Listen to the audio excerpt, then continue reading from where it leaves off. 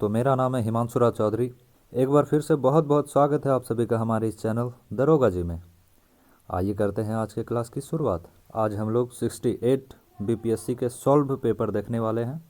आप सभी की जानकारी के लिए बता दें कि 69th बीपीएससी के सॉल्व पेपर हम लोगों ने पिछले वीडियो में देख लिए हैं। अगर आप लोगों ने वो वीडियो नहीं देखा है तो इसी वीडियो के डिस्क्रिप्शन में आपको बीपीएससी के प्लेलिस्ट देखने को मिलेंगे, जहां पर आप क्लिक करके इससे पहले के वीडियो को आप वहां पर देख सकेंगे। और साथ ही हमारे इस चैनल पर इंडियन ज्योग्राफी का भी क्लास चल ही रहा है, जो कि लगभग आधा कंप्लीट हो चुका है और अभी चैप्टर 9 कृषि यानी एग्रीकल्चर के क्लास हो रहे हैं। अगर आप लोग वो भी वीडियो देखना चाहते हैं तो इसी वीडियो के डिस्क्रिप्शन में आपको इंडियन ज्योग्राफी का लिंक देखने को मिल जाएगा, वहाँ से आप सभी वीडियो को देख सकते हैं।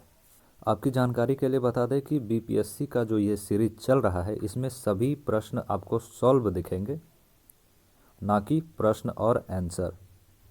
और जो भी ये मटेरियल्स आपको प्रोवाइड किया जा रहा है, ये सभी इनफ है आपके एग्ज़ाम्स के लिए।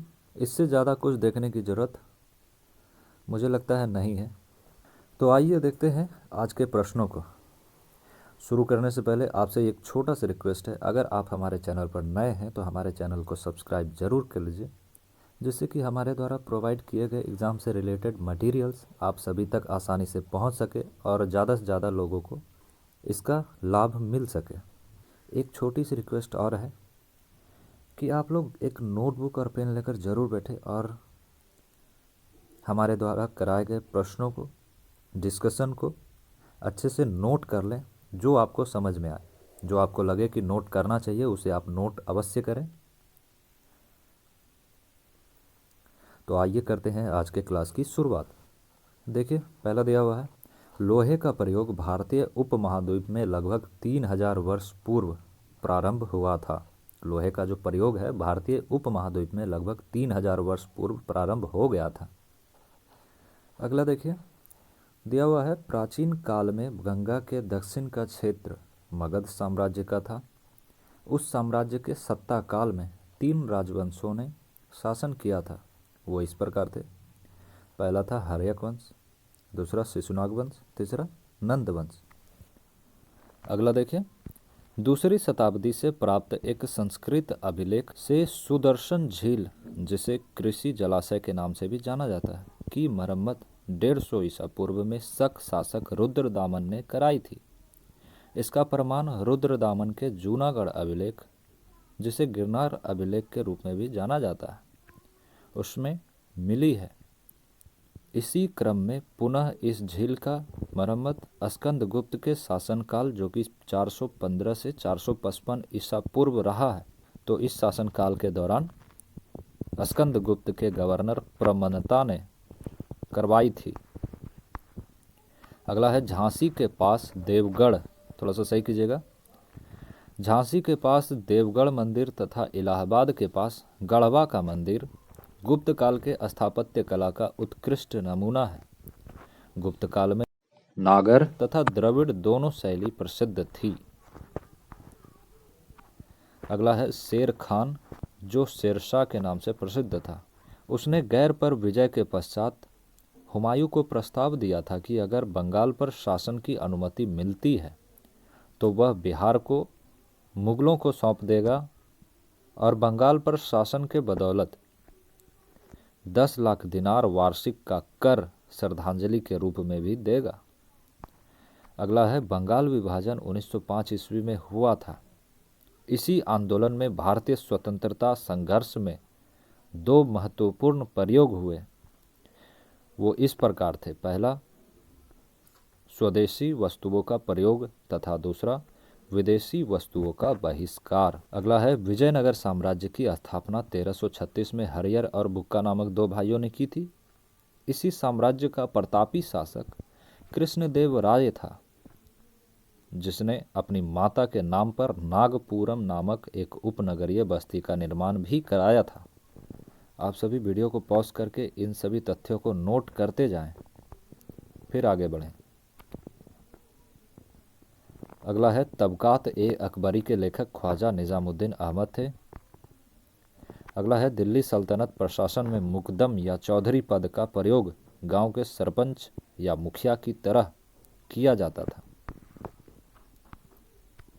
अगला है ए नंबर में दिया हुआ हल्दी घाटी का युद्ध 1576 में हुआ था और यह राणा प्रताप तथा अकबर के मध्य हुआ था। बी में दिया हुआ है पानीपत का प्रथम युद्ध 1526 ईस्वी में हुआ था और यह बाबर तथा इब्राहिम लोदी के मध्य हुआ था। सी में दिया हुआ है पानीपत का द्वितीय युद्ध 5 नवंबर 1556 ईस्वी में मुगल शासक अकबर तथा हेमू, जिसे हेमचंद्र के नाम से भी जाना जाता है, उसके मध्य हुआ था। और जो नहीं दिया हुआ उसे बता देते हैं। पानीपत का तृतीय युद्ध 1761 ईस्वी में अफगान आक्रमणकारी अहमद शाह अब्दाली और पुणे के सदाशिवराव भाव पेशवा के तहत मराठा के बीच हुआ था। यानी 1761 का जो युद्ध हुआ था, पानीपत का तृतीय युद्ध, अफगान तथा मराठों के बीच हुआ था। अगला है विक्रमशिला विश्वविद्यालय की स्थापना 7वीं शताब्दी में पाल वंश के शासक धर्मपाल ने किया था। इस विश्वविद्यालय का अवशेष वर्तमान में बिहार राज्य के भागलपुर जिला के अंचीय गांव में स्थित है और ये अंचीय गांव जो है विक्रमशिला में पड़ता है, जो कि भागलपुर जिला में स्थित है और हमारे घर से इसकी दूरी लगभग 30 किलोमीटर के आसपास होगी।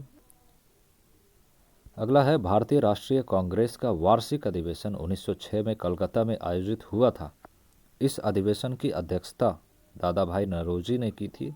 ज्ञातव्य है कि इसी अधिवेशन में स्वराज्य का ध्वज फहराया गया था। अगला है स्वतंत्रता आंदोलन के दौरान समकालीन देसी राज्य जैसे कश्मीर, निजाम, हैदराबाद इत्यादि में भी एक समांतर स्वतंत्रता आंदोलन चलाया गया था। इन देसी रियासतों में इस आंदोलन को उन रियासतों के लोगों ने संचालित किया था। एक जन संगठन स्थापित किया गया था जिसका नाम प्रजामंडल या प्रजा परिषद था। इस संगठन का उद्देश्य सामंती राजाओं या ब्रिटिश सरकार दोनों से लड़कर जनतांत्रिक अधिकार प्राप्त करना था। अगला है गांधी जी ने अपना प्रथम सार्वजनिक भाषण बनारस विश्वविद्यालय में दिया था। चौरी चौरा कांड के पश्चात गांधी जी ने असहयोग आंदोलन समाप्त कर दिया था। गांधी जी ने अपनी साप्ताहिक पत्रिका यंग इंडिया में 3 राजनीतिक दृष्टिकोण से संवेदनशील लेख लिखा था।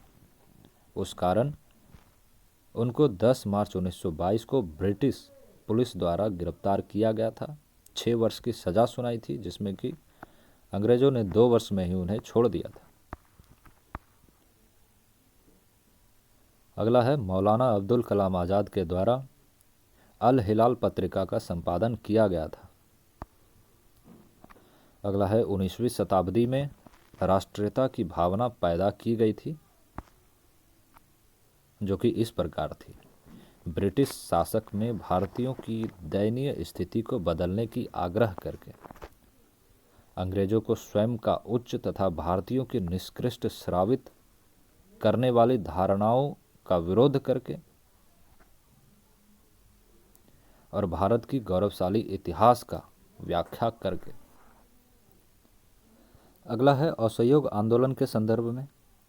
असहयोग आंदोलन में उच्च जातियों और अमीरों ने भाग नहीं लिया था। इसमें सिर्फ मध्यम वर्ग के लोगों ने भागीदारी ली थी।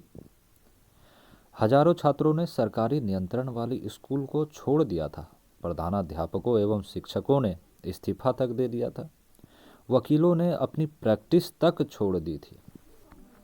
अगला है बाबा रामचंद्र ने किसान आंदोलन का नेतृत्व किया था। प्रारंभ में वे एक गिरमिटिया मजदूर थे। अगला है 30 सितंबर 1932 को गांधी जी ने अखिल भारतीय अस्पृश्यता लीग की स्थापना की थी। इसी संगठन को कालांतर में ऑल इंडिया हरिजन संघ का नाम दिया गया था। अगला है 20 फरवरी 1947 को तत्कालीन ब्रिटिश प्रधानमंत्री क्लीमेंट एटली ने यह घोषणा किया था कि जून 1948 तक भारत की सत्ता भारतीयों को सौंप दी जाएगी। अगला है सर जेम्स डेविड शिफ्टन बिहार के प्रथम राज्यपाल थे। अगला है महात्मा गांधी और बिहार सम रेमिनिसंसेस नामक पुस्तक के लेखक डॉक्टर राजेंद्र प्रसाद थे। यह पुस्तक 1949 में लिखी गई थी।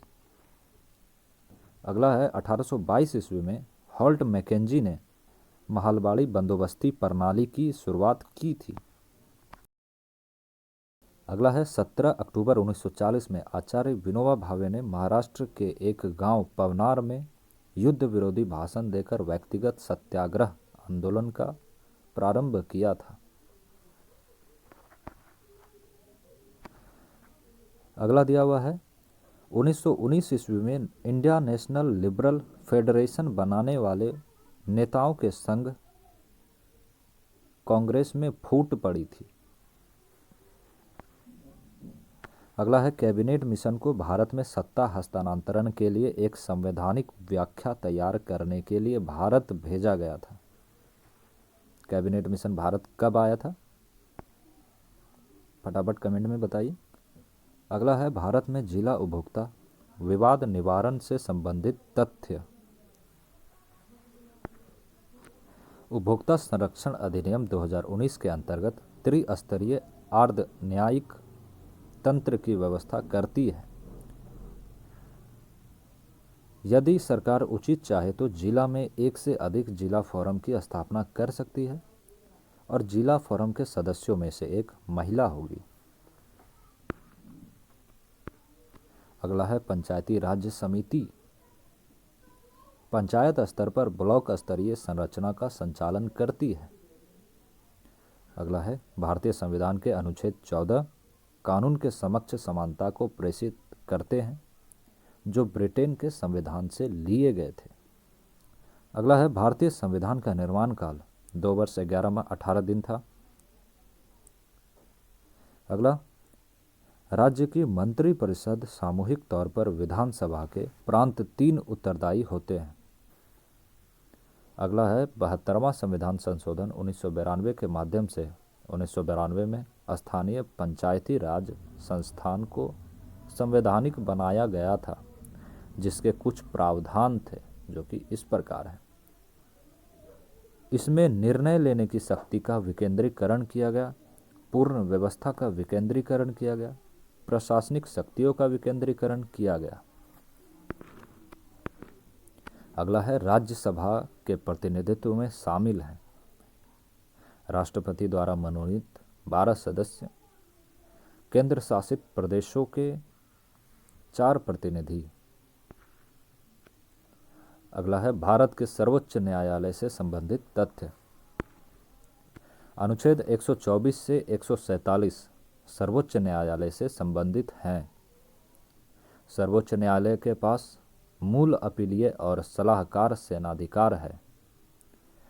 कॉलेजियन प्रणाली में भारत के मुख्य न्यायाधीश तथा सर्वोच्च न्यायालय के चौथे वरिष्ठतम न्यायाधीश शामिल होते हैं तथा शीर्ष न्यायालय के न्यायाधीशों की नियुक्ति करते हैं। उच्चतम न्यायालय की भांति उच्च न्यायालय में भी कॉलेजियम होता है। अगला है 73वें संविधान संशोधन के अंतर्गत 1992 में संविधान में भाग 9 जोड़ा गया था। इसी सूची में पंचायतों की 29 कार्यात्मक मदें शामिल हैं। कोई भी व्यक्ति जिसकी आयु 21 वर्ष या उससे अधिक है वह चुनाव लड़ सकता है। अगला है भारत की क्षेत्रीय सीमा तट से 12 समुद्री मील जो कि 21.9 किलोमीटर होता है तक फैला हुआ है। इतनी दूरी तक भारत की क्षेत्रीय सीमा तट फैली हुई है। अगला है मन्नार बायोस्फीयर रिजर्व जैव विविधता के दृष्टिकोण से दुनिया का सबसे समृद्ध क्षेत्र है। इसमें ज्वारनद मुख, समुद्र तट, निकटवर्ती पर्यावरण के जंगल, समुद्री घाट इत्यादि मौजूद हैं। अगला है म्यांमार के साथ भारतीय राज्य अरुणाचल प्रदेश, नागालैंड, मणिपुर तथा मिजोरम की सीमाएं मिलती हैं। अगला है प्रोजेक्ट टाइगर वर्ष 1973 में प्रारंभ किया गया था। अगला है दामोदर नदी घाटी कोयले के भंडारों के दृष्टिकोण से समृद्ध है। अगला है भारत में चीनी उद्योग से संबंधित तथ्य। 2022 में महाराष्ट्र चीनी उत्पादन में सर्वोच्च राज्य बना था। उत्तर प्रदेश चीनी उत्पादन में दूसरा स्थान रखता है। अगला है, ग्रीष्म के अंत से पूर्व मानसून की वर्षा होती है। यह केरल तथा कर्नाटक के तटीय क्षेत्र की सामान्य घटना है। यह वर्षा आम के जल्द पकने में मददगार होती है। इसी कारण यह मैंगो सावर कहलाता है। अगला है, अटोक में अपनी पहाड़ी यात्रा के अंत में सिंधु नदी अफगानिस्तान के काबुल नदी से जुड़ती है। अटोक में अपनी पहाड़। अगला है, क्षोभ मंडल की ऊंचाई सामान्यतः 13 किलोमीटर होती है और अधिकतम जो है 18 किलोमीटर तक इसकी ऊंचाई होती है। अगला है, पेंजिया के टूटे हुए दक्षिणी महाद्वीप का हिस्सा गोंडवाना लैंड कहलाता है। अगला दिया हुआ है, आर्कटिक क्षेत्र और अंटार्कटिक महाद्वीप दक्षिणी और उत्तरी ध्रुव के निकट स्थित है। अगला दिया हुआ है, कोपेन के वर्गीकरण योजना के अनुसार उत्तर प्रदेश और बिहार CWG यानी सूखे सर्दियों के साथ मानसून प्रकार की जलवायु के अंतर्गत आते हैं। अगला है, वातावरण मुख्य रूप से दीर्घ तरंग स्थल विकिरण के द्वारा गर्म होते हैं। अगला दिया हुआ है, सामुदायिक विकास कार्यक्रम CDP 2 अक्टूबर 1952 को आज़ादी के पश्चात प्रारंभ किया गया प्रथम प्रमुख ग्रामीण विकास कार्यक्रम था। अगला दिया हुआ है, विशेष आर्थिक नीति SEZ नीति की घोषणा अप्रैल 2000 ईस्वी में लागू की गई थी। अगला है, कृषि विपणन प्रणाली में सुधार हेतु भारत सरकार द्वारा अपनाए गए नीतिगत उपाय थे। सार्वजनिक वितरण प्रणाली यानी PDS, न्यूनतम समर्थन मूल्य यानी MSP, बफर स्टॉक का रख रखाव। अगला है, भारतीय प्रतिस्पर्धा आयोग CCI भारत सरकार का संवैधानिक निकाय है। इसी के द्वारा प्रतिस्पर्धा अधिनियम 2002 गठित किया गया है। अगला है, ग्रे यानी धूसर क्रांति उर्वरक से संबंधित है। गुलाबी क्रांति प्याज के उत्पादन से संबंधित है। रजत क्रांति अंडा उत्पादन से संबंधित है और बाल क्रांति टमाटर और मांस उत्पादन से संबंधित है। अगला है, 8वीं पंचवर्षीय योजना 1991 से 1997 VP नरसिम्हा राव के नेतृत्व में प्रारंभ किया गया था। इसी योजना में मानव संसाधन और विकास पर जोर दिया गया था। अगला है, भारत में वर्ष 2022 में कर्नाटक राज्य का FDI प्रवाह सर्वाधिक रहा है। अगला दिया हुआ है, यूनियन बजट 1992 से 93 में वित्त मंत्री ने उदारीकृत विनिमय दर प्रबंधन प्रणाली की घोषणा की थी। अगला दिया हुआ है, पंचवर्षीय योजना का उद्देश्य निम्न था। भारतीयों का जीवन स्तर में सुधार, समृद्धि के लिए आर्थिक स्थिरता, सामाजिक न्याय तथा असमानता को कम करना। अगला दिया हुआ है, राष्ट्रीय नमूना सर्वेक्षण संस्थान NSSO के द्वारा प्रति 5 वर्ष में भारत की गरीबी की माप की जाती है। अगला है, भारत का व्यापार संतुलन -11.98 अरब अमेरिकी डॉलर है। अगला है, रेड क्लिफ जो कि 1947 में स्थापित भारत और पाकिस्तान के मध्य सीमा खींचने के लिए लगाई गई आयोग के अध्यक्ष थे, जिसके नाम पर उस रेखा का नाम रेड क्लिफ रेखा भी रखा गया। अगला है, ध्वनि एक यांत्रिक तरंग है। यह एक अनुदैर्घ्य तरंग होती है। ध्वनि का तारत्व तरंग के कंपन की आवृत्ति पर निर्भर करता है। अगला है फोटोवोल्टिक पीवी सेल, जिसे सौर सेल भी कहा जाता है। यह फोटो इलेक्ट्रिक उपकरण तथा डिजिटल अनुप्रयोगों के लिए सबसे उपयुक्त है। अगला है बॉल बेयरिंग का उपयोग स्थैतिक घर्षण को रोलिंग घर्षण के रूप में परिवर्तित करने के लिए किया जाता है। अगला है फुटबॉल के खेल में एक गोलकीपर फुटबॉल के गोल को पकड़ने के पश्चात अपने हाथों को पीछे की ओर खींचता है। यह संवेग परिवर्तन के दर को कम करने की क्रिया को दर्शाता है। अगला है अल्फा किरण रेडियोधर्मी तत्व द्वारा उत्सर्जित धनात्मक रूप से उत्पन्न है। अगला है केंद्राभिमुख बल वस्तु को वृत्ताकार पथ पर गतिमान रखने के लिए जिम्मेदार होता है। अगला है गतिज ऊर्जा से ऊष्मा ऊर्जा में परिवर्तन में घर्षण बल शामिल होता है। अगला प्रश्न है एक बस सीधा चल रही हो तो अचानक दाईं ओर एक तेज मोड़ लेने से क्या होगा? बस में बैठे यात्री दाईं ओर झुकेंगे। बिल्कुल। अगला है डोरी द्वारा उत्पन्न ध्वनि की आवृत्ति डोरी की लंबाई, डोरी की तनाव और डोरी के मोटाई से निर्धारित होती है। पदार्थ का कोई निश्चित आकार नहीं होता है, लेकिन इसका निश्चित आयतन होता है। उदाहरण के तौर पर तरल पदार्थ के मापक क्षेत्र। अगला है उभयधर्मी ऑक्साइड क्षारीय और अम्लीय दोनों प्रकार के ऑक्साइड की तरह व्यवहार करते हैं। अगला दिया हुआ ग्रीन हाउस गैसें कार्बन डाइऑक्साइड, मीथेन, नाइट्रोक्साइड और जल वाष्प। अगला है अम्ल धातु CO2 से अभिक्रिया कर CO2 गैस मुक्त करते हैं। अगला है HOOC COOH को ऑक्जेलिक अम्ल कहा जाता है। अगला है क्षारीय विलयन लाल लिटमस को नीला कर देता है। अगला दिया हुआ है एसिटिक अम्ल की गंध सिरका के समान होती है। अगला देखिए लिटमस पेपर के रंग बदलने का कारण हाइड्रोजन आयनों की उपस्थिति होती है। अगला है फल का पकना एक रासायनिक परिवर्तन है, यह पुनः कच्चा नहीं हो सकता है।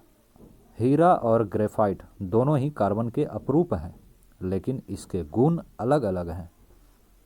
अगला दिया हुआ है अस्थि पंजर के ऐसे भाग जो हड्डियों की तरह कठोर नहीं होते हैं तथा जो मोड़े जा सकते हैं कार्टिलेज कहलाते हैं। जैसे आपके नाक और कान में हड्डियां होती है। अगला है मांसपेशियां रसधार उत्तक होती है, इनमें सिकुड़ने की क्षमता होती है, इसके ही फलस्वरूप अंगों में गति उत्पन्न होती है।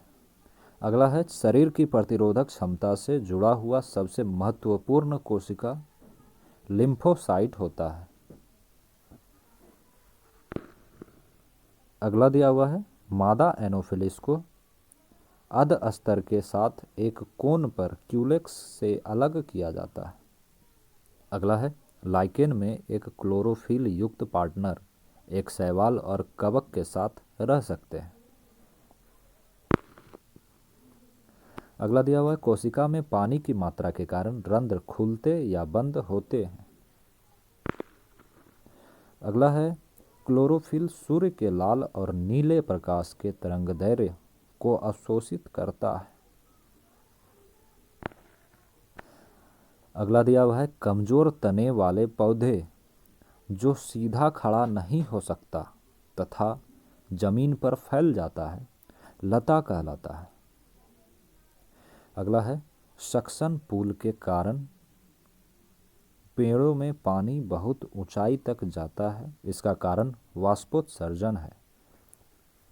अगला दिया हुआ है DNA और RNA दोनों की उपस्थिति क्लोरोप्लास्ट को स्वीकृति के योग्य बनाता है।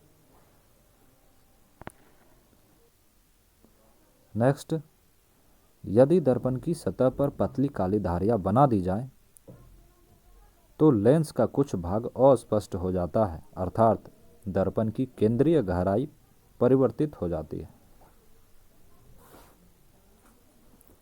अगला दिया हुआ है बिहार आर्थिक सर्वेक्षण 2021-22 के अनुसार 2020-21 में बिहार के सकल राज्य घरेलू उत्पाद GSPD की वृद्धि दर 2.5% रही है। नेक्स्ट है बिहार प्राथमिक वस्तुओं का उत्पादन करता है। बिहार देश में सब्जियों का तीसरा बड़ा और फलों का दूसरा बड़ा उत्पादक राज्य है। अगला है गांधी जी के नमक सत्याग्रह के दौरान बिहार में लोगों ने नमक कर के विरोध के साथ चौकीदारी कर का भी विरोध किया था। अगला दिया हुआ है श्री कृष्ण सिंह बिहार के प्रथम मुख्यमंत्री थे जिनका कार्यकाल 1946 से 61 तक रहा है। उन्होंने राजनीतिक कैदियों की रिहाई के मुद्दे पर राज्यपाल से असहमति व्यक्त की तथा इस्तीफा दे दिया था। अगला है चंपारण सत्याग्रह के दौरान बिहार में गांधी जी की जान बतख मियाँ ने बचाई थी। अगला प्रश्न है असहयोग आंदोलन के दौरान बिहार में किसानों की अगुवाई स्वामी विद्यानंद ने की थी। अगला है बिहार में स्वराज दल की स्थापना श्री कृष्ण सिंह ने की थी। उसके बाद नेक्स्ट देखिए पटना स्थित पादरी की हवेली को सेंट मेरी चर्च के नाम से जाना जाता है। यह बिहार का सबसे पुराना चर्च है। इसका निर्माण 1713 ईस्वी में हुआ था। अगला है दिवंगत अभिनेता अशोक कुमार का पूर्व का नाम कुमुदलाल गांगुली था। इनका जन्म भागलपुर में हुआ था।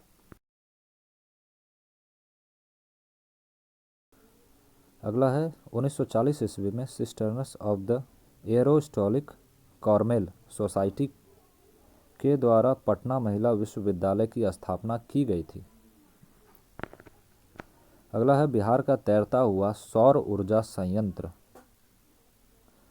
कादिराबाद दरभंगा में स्थापित किया गया है।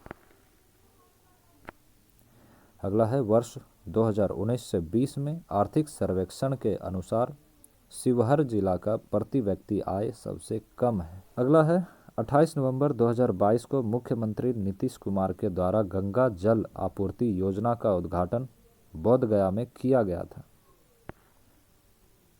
अगला दिया हुआ 2011 जनगणना के अनुसार बिहार में शहरीकरण का स्तर 11.3% था जो अब बढ़कर 15.3% हो गया है।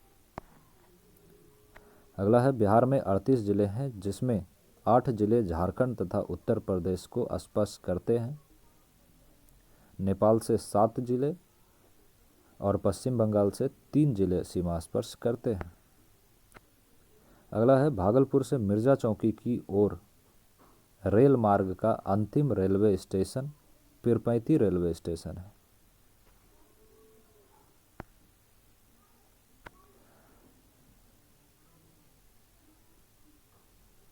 अगला है भारत में कुल पायराइट अयस्क उत्पादन का लगभग 95% बिहार से आता है। बिहार में इसका उत्पादन रोहतास जिला के सोनघाटी क्षेत्र में किया गया है।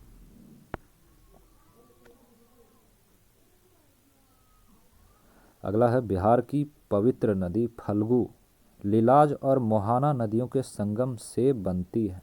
नेक्स्ट सॉल्व आंसर दिया हुआ है बिहार में 1892 ईस्वी में सर्वप्रथम किशनगंज जिला में चाय की खेती की गई थी।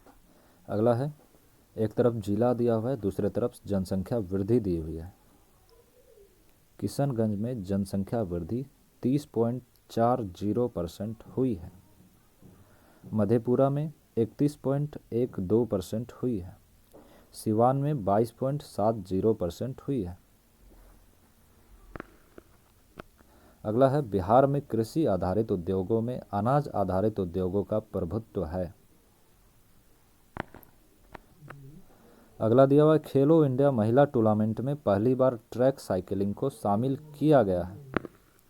अगला दिया हुआ है अगस्त 2022 में मिथिला मखाना को GI टैग से सम्मानित किया गया।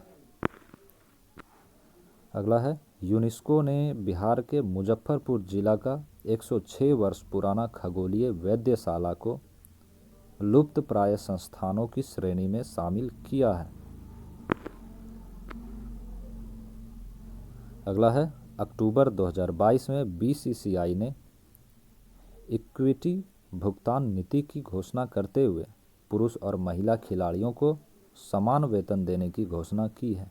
अगला है, शिक्षा मंत्री द्वारा युवा 2.0 योजना प्रारंभ किया गया है। अगला है, नवंबर 2022 में गृह मंत्रालय ने देश के 576 भाषाओं के फील्ड वीडियोग्राफी के साथ भारतीय मातृभाषा सर्वेक्षण पूरा कर लिया है।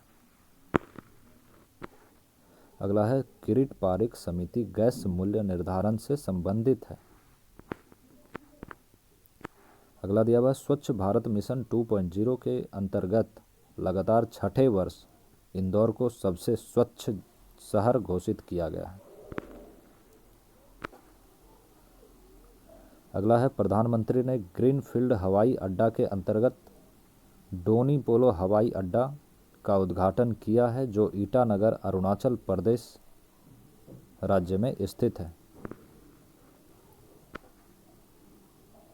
अगला है, भारतीय खाद्य सुरक्षा और मानक प्राधिकरण FSSAI के द्वारा हिमालयी याक को खाद्य पशु घोषित किया गया है।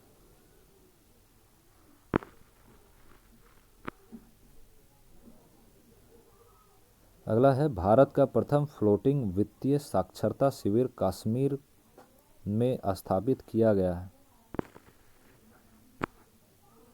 अगला है, IIT गुवाहाटी में परम सुपर कंप्यूटर स्थित है।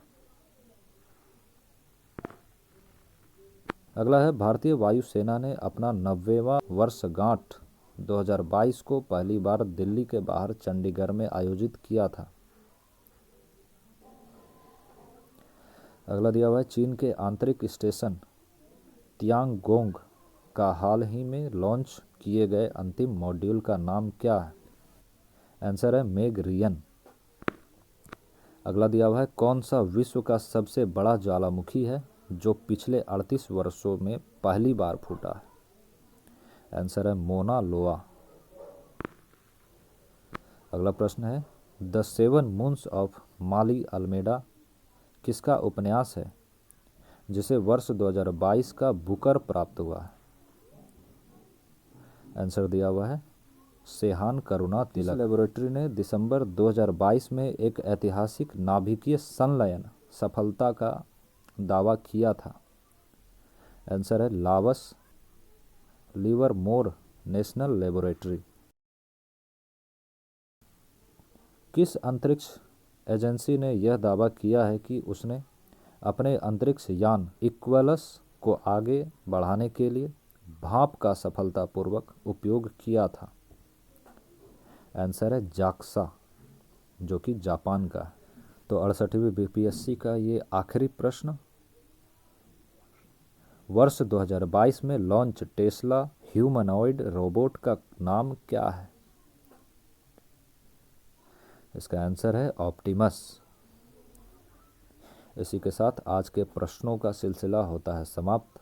आशा करते हैं आप सभी को हमारा ये वीडियो बेहद पसंद आया होगा। अगर अच्छा लगा हो तो लाइक कमेंट शेयर ज़रूर करें, और अगर आप हमारे चैनल पर नए थे तो हमारे चैनल को सब्सक्राइब ज़रूर कर लें, जिससे कि हमारे द्वारा प्रोवाइड किए गए मटेरियल्स जो कि आपके एग्ज़ाम से रिलेटेड काफ़ी बेहतरीन होंगे, काफ़ी महत्वपूर्ण होंगे, उसका लाभ आप सभी को मिल सके,